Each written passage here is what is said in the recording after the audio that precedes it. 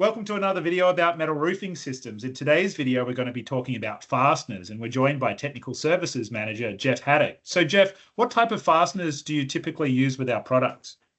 Well, that depends on the application, right? Is it an exposed fastener system? Is it a concealed fastener system? Are you attaching to steel? Are we attaching to wood? Now, the the the amount and type of fasteners that are available to the market is endless and ever changing. So a really good resource, I guess, would be to check the installation guide and other guidance in terms of, which fastener is correct for which substrate and which That's panel system. absolutely correct. We call out all applicable fasteners that should be utilized within our installation guides or some of our evaluation engineering reports that may be needed, because you've got different things to think about with regards to fastener is head type. Is it concealed? Is it going to be exposed? Is it a corrosive environment? Um, what's the thread thickness we need? What's the thread count that we need? What's the drill point style that we need based off of the substrate we're going into? Does it require a sealing washer? If it's on a coastal application, does it require a ZAC cap, which is an anti-corrosive cap that prevents that fastener head from corroding? If it's a concealed fastener system, do I need to utilize, can I utilize a hex head with a washer, or should I be utilizing what we call as a concealer head or a pancake head style fastener? The fastener list can, like I said, it's very massive and there's a lot of different options out there. One big key thing is to make sure follow manufacturer's installation instructions. And furthermore, if a project has engineering or there has been engineering done on it, make sure you're adhering to what that specific fastener call out needs to be. Got it. Now, I know, Jeff, you spend a lot of time up on roofs looking at installations as part of weather tightness warranties and other projects. What are you looking for as a sign of a correctly installed fastener? Well, one big thing we want to make sure, so if it's an exposed application, we want to make sure that the fasteners aren't overdriven. And what I mean by that is that we try to train and teach our installers to use a drill gun specific for the application, meaning it has a clutch on it where it gets down to a certain pressure and then the gun actually disengages, preventing that overdriven of the fastener. Because what can happen is if you're using an impact wrench or something along that line that doesn't have a clutch on it, you can actually overdrive that fastener, thus blowing out the sealing washer that's on it and actually cut a groove into the material, scratching in and wearing out the paint and causing potential issues down the road.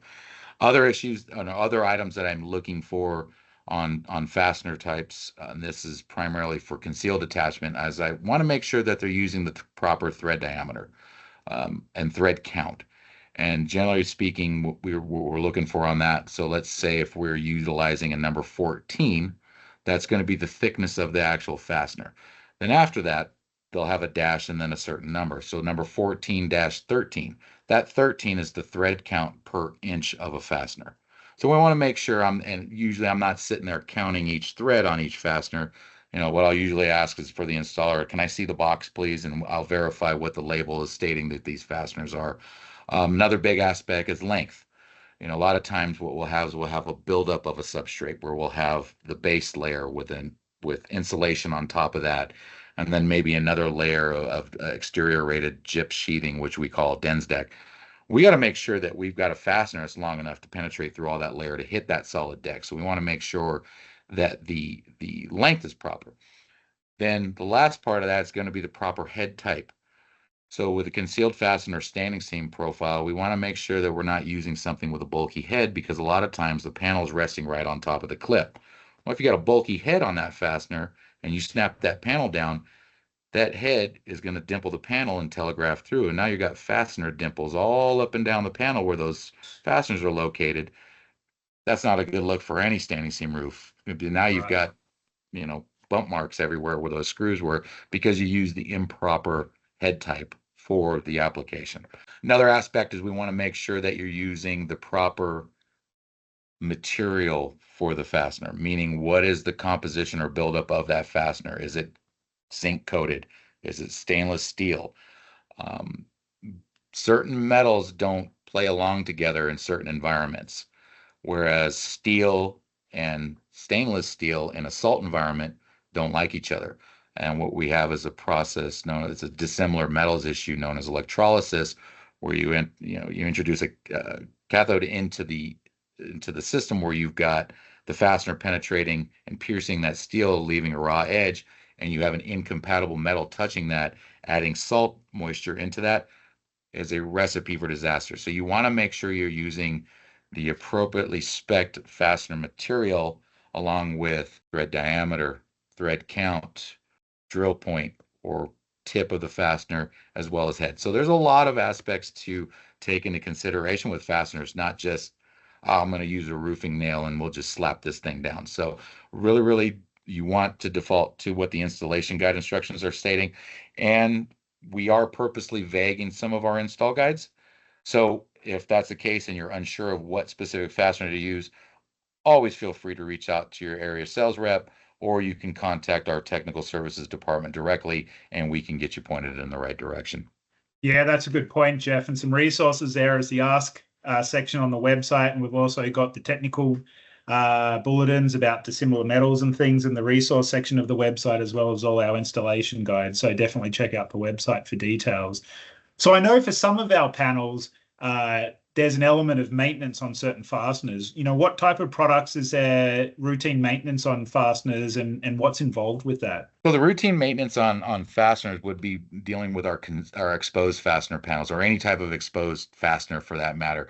And that mainly is dealing with the washer head self-sealing style fasteners.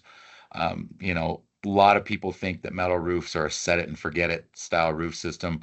That couldn't be further from the truth. You still want to perform annual, biannual spot checks on your roof. You want to make sure debris is taken away, and your roof drainage is properly flowing and not building up or backing up. But specifically with fasteners, because with the self-sealing washer head it's generally made, it's a steel cap that's got a neoprene rubber sealer underneath that. Well, after years and years and years of service, that neoprene washer head can deteriorate or get worn out, thus eliminating the sealing benefits of utilizing a fastener like that. So you want to make sure, and you're checking out to make sure that everything's sealing properly. Another issue that we deal with fasteners is thermal movement, especially in exposed fastener style panels. Because of the constant thermal movement back and forth, expansion, contraction of that roof system, fasteners can actually stair step or be walked back out. So you want to make sure that your fasteners are all properly seated into the panel, because if that fastener walks out, you've lost A, your attachment point, and B, your self-sealing properties of that washer head. So you want to make sure things of that, and just that fasteners aren't worn or corroded and things based off of the environment. Yeah, yeah. And that also explains why for a lot of high performance situations, we always recommend a concealed fasten system, because you don't have that neoprene washer exposed to UV, or you also have clips and other, system designs that allow for thermal movement. Yeah, absolutely. Everything's concealed, buried under the roof, and protected by the roof panel itself, whereas you don't get a lot of that weather exposure, actually any of that weather exposure whatsoever on any of those fasteners and things, and that prevents a lot of that maintenance issue. Whereas that's the big difference between using an architectural style standing seam roof system versus a commercial style exposed fastener style system.